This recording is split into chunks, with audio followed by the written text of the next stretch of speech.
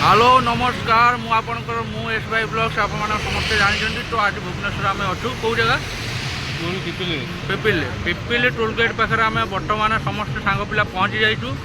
आउ फुल दम रे आज पूरा हम भाई ना कौन राकेश भाई आज बर्थडे फुल दम रे पूरा आमको डाकी गोटे खुशी मजा मस्ती करने तो राकेश भाई हैप्पी बर्थडे थैंक यू भाई थैंक यू भाई आप कौन आम व्यूज मानू कह आज गोटे बर्थडे कौन आम गोटे गिफ्ट कर आम तो तुम किसी आने मुझे किसी आने से किसी असुविधा नहीं से आसिले मो भाई मैंने मत बहुत खुशी लगे गोटे स्पेशल गिफ्ट आपण अच्छी निहाती भाव में भाई आम गोटे कौन गोटे व्यवस्था गोटे कर छोट मोट आगुआ कहने भाई को ना देखी पारे आम जगह से आमको गोटे ने कौटी भाई ने गोटे सेलिब्रेशन करने आम डाकी आम जा भाई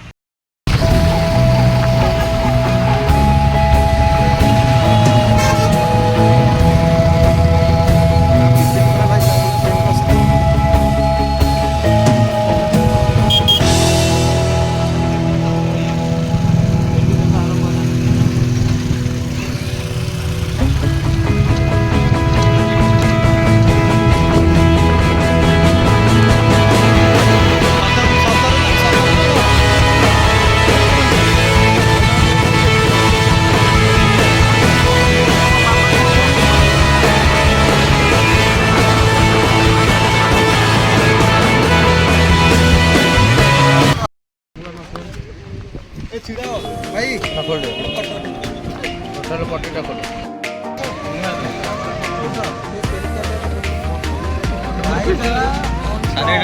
खंडिया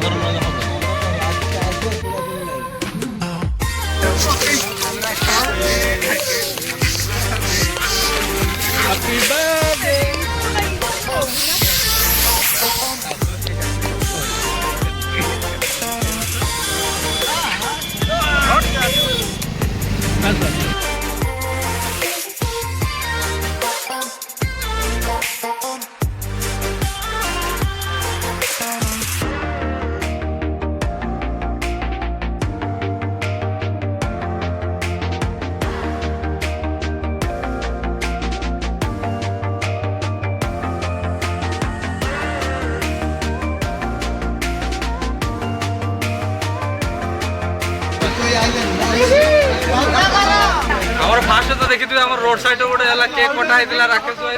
से क्या फैम ना पूरा रेडी वर्षार भी जिते वर्षा जिते भी आसिले आमर पिला कहीं नई ना पूरा फुल दम चली पार्टी सेलिब्रेशन राकेश भाई आम कर धन्यवाद तो राकेश भाई कौन कह बर्थडे जय जगन्नाथ समस्त मो भाई एत दूर भुवनेश्वर आसिले मत से खुशी लगे सत्य भाई से बहुत भारी खुशी लगे भाई मैंने समस्ते पूरा जगह पूरा वर्ष हाँ भाई रेडी तो सब हाँ सब रेडी भाई ओके आसला खुशी लगे भाई धन्यवाद धन्यवाद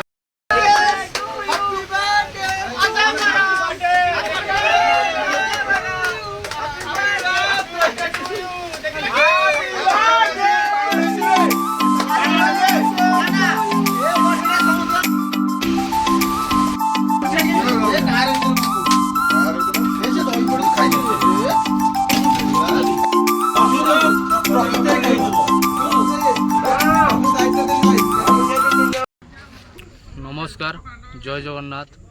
आपण मैंने समस्त ये भिडटे आज मु बनई आज पिपिले गोटे सांगटे आमर थिला आमे तांको नाटा राकेश राकेश भाई आमको डकईला आम भुवनेश्वर रोचु मो सांगर मोर आउ जड़े रंजन भाई बोली आम तीन जन आसीचु आज सी डाकी जो आमको चर्चा देइचंदी भल पाइबा देइचंदी आ सम्मान देइचंदी आ गोटे जिनस देइचंदी कहबिनी किंतु जहाँ भी करचंदी भल करचंदी